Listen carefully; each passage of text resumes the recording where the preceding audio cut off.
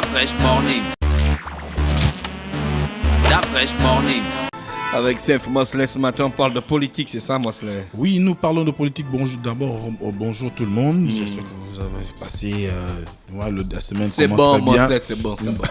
Tu étais là lundi, faut pas nous fatiguer.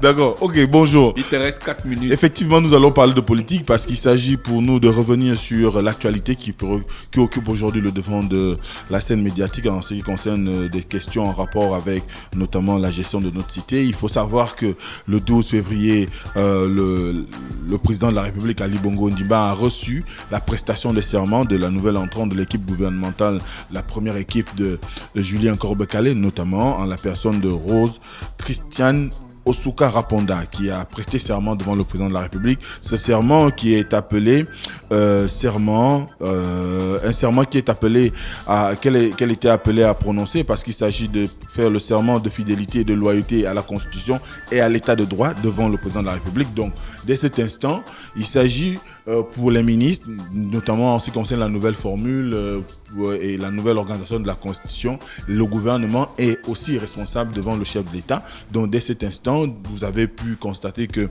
nous avons désormais en vous faisant l'heureux constat de voir qu'à chaque fois qu'il y a désormais nomination d'un nouveau gouvernement, l'équipe gouvernementale va prêter serment devant le chef d'État afin de lui témoigner leur loyauté. Dès cet instant, avec le réaménagement qu'il y a eu le 30 janvier dernier au niveau du gouvernement, il était question pour beaucoup de pouvoir attendre à ce que Rose Christiane Osuka Raponda puisse pouvoir prêter serment devant le président parce qu'elle a été nommée ministre de la Défense et en ce titre, elle avait l'obligation en tant que nouvelle entrante de le faire. Alors, ce qu'on retient, c'est que ce n'est pas la première fois que une ambassade du Gabon reçoit la prestation de serment, soit des membres du gouvernement ou encore d'un vice-président. En son temps, dans les années 60, tout le monde se rappelle que Albert Bernard Bongo avait prêté serment devant le président Léon Mba à l'ambassade du Gabon en France. Donc, dès cet instant, ce n'est pas une nouveauté, mais c'est beaucoup plus c'était nécessaire pour l'occasion dans la mesure où le chef de l'État se trouve du côté du Maroc, notamment à Rabat, où il suit une convalescence depuis pratiquement bientôt, on va dire 4-5 mois, parce qu'il a été victime d'une affection médicale, donc notamment un AVC, et cet AVC a fait que il fallait qu'il récupère, qu'il soit soigné, qu'il soit suivi et qu'il puisse pleinement retrouver l'ensemble de ses facultés. Donc dès cet instant, elle a prêté serment, et ce qu'on constate, c'est que cette prestation de serment s'est fait également en présence du Premier ministre Julien Korbekale, mais également du cabinet de certains membres du cabinet du président de la République, dont le secrétaire général, mais également le directeur de cabinet et le conseiller porte-parole à la présidence de la République, mais surtout devant la Cour constitutionnelle dirigée par Madame Marie-Dane Mborancho. Donc, toutes ces institutions se sont retrouvées au niveau de Rabat pour rendre, on va dire, assister à l'entrée officielle ou à la prise de fonction officielle de Rose Christiane Osuka Raponda. Et ce qu'il faut aussi retenir, c'est que nous, on relève quand même une situation parce que c'était aussi l'occasion, certainement pour les hautes autorités, notamment l'exécutif, de pouvoir passer un message aux Gabonais, le message qui voudrait que nous puissions apprécier l'état de santé du chef de l'État. Donc, si tu peux passer l'élément pour qu'on puisse avoir une idée de ce qui s'est passé là-bas. Au Maroc, hein? Excellences, Mesdames et Messieurs, la Cour!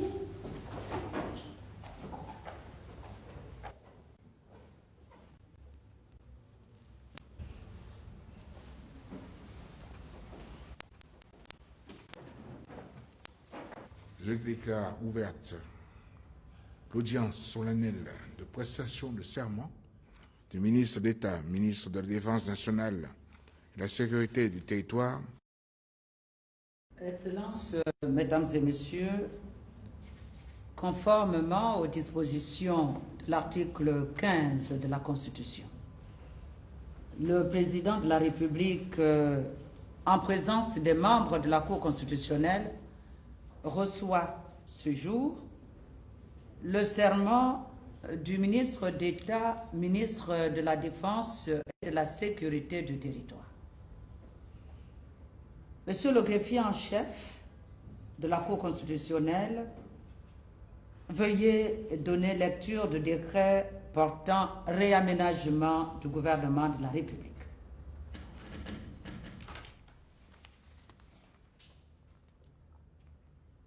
Décret numéro 07, PR, PM, modifiant le décret numéro 0003, PR, PM du 14 janvier 2019 et portant réaménagement du gouvernement de la République.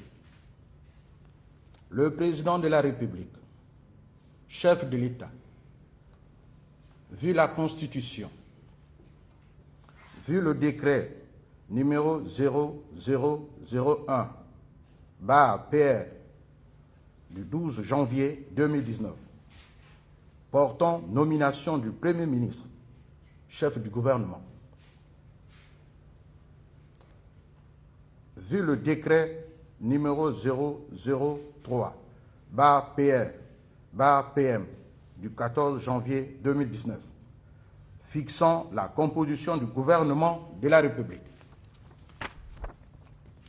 Sur proposition du Premier ministre, chef du gouvernement, décrète.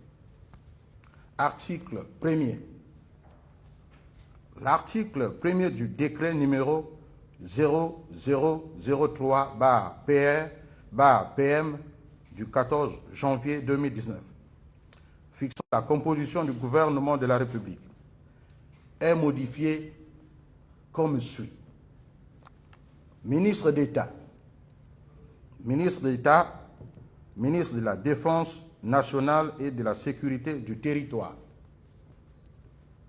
Madame Rose Christiane Osuka Raponda. Ministre de l'économie, de la prospective et de la programmation du développement, chargé de la promotion des investissements publics et privés, Monsieur Jean-Marie Ogandaga. Ministre de l'Agriculture, de l'Élevage et de l'Alimentation, chargé du programme Graines, Monsieur Biendi Maganga Moussavo. Ministre de l'Eau et de l'Énergie, de la valorisation et de l'industrialisation des ressources minières, Monsieur Norbert Emmanuel Tony Ondomba. Ministre du Commerce et des petites... Donc, bon, ça c'était la cérémonie de prestation Ça, c'était de serment.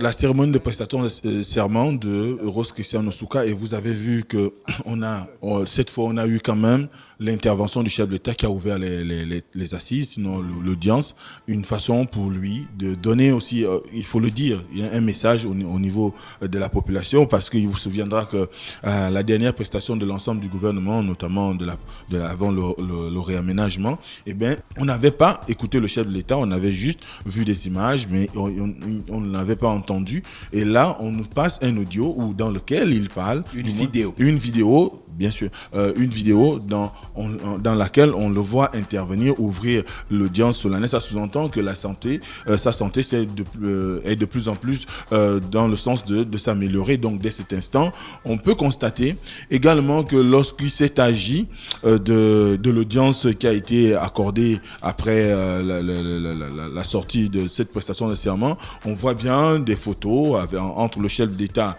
et le ministre de la Défense, le ministre de la Défense, la présidente de la Cour constitutionnelle, où le chef d'État est debout. C'est vrai, il se sert d'une canne, mais on se rend bien compte qu'il y a eu de l'évolution. On n'est plus dans la situation qui avait plus ou moins effrayé beaucoup de personnes lorsqu'il s'est agi de la prestation de serment en janvier, avec le chef d'État qui a apparu assis dans un fauteuil roulant. Là, on est beaucoup plus dans une situation qui tend à nous amener à croire que les choses s'améliorent et qu'il récupère petit à petit. Maintenant, après, c'est vrai que beaucoup de personnes peuvent encore ressentir au fond par rapport à l'intonation, on peut quand même ressentir qu'il y a encore du travail à faire pour qu'ils retrouvent correctement l'usage de la parole et qu'ils puissent parvenir encore à nouveau à prononcer des discours de façon volubile comme on avait l'habitude de l'entendre. Mais ce qui est sûr, le temps de convalescence va certainement travailler à faire en sorte qu'ils puissent arriver à ce stade-là où plus ou moins récupérer autour de 80% de l'usage de sa parole de façon correcte. Mais ce qu'on retient surtout de cette audience de prestation de serment, c'est que il a été nécessaire pour le gouvernement de marquer les esprits en organisant cela parce que il faut savoir que depuis un certain temps, il y avait comme une guéguerre dans la presse, notamment en ce qui concerne les réseaux, entre le ministre de la Défense sortant qui, on disait qu'il refusait de faire la passation de charge et il fallait évidemment faire en sorte que la nomination de Rose Christiane Osuka Raponda soit confirmée par cette prestation de serment qui est un acte constitutionnel et dès cet instant, je crois qu'on va beaucoup plus dans une situation qui nous amènerait à comprendre que tout le gouvernement sera désormais en ordre de bataille, en ordre de marche et qu'on va certainement arriver maintenant à lire de façon claire et lisible ce qui peut être mené comme activité au niveau de l'exécutif. Donc, hier, c'était le 12, c'était la prestation de serment de Rose Christiane Osuka du côté de Rabat, reçue par le président de la République à l'ambassade du Gabon au Maroc.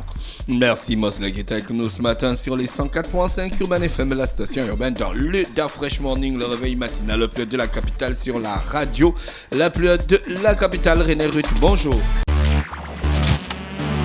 Da Fresh Morning.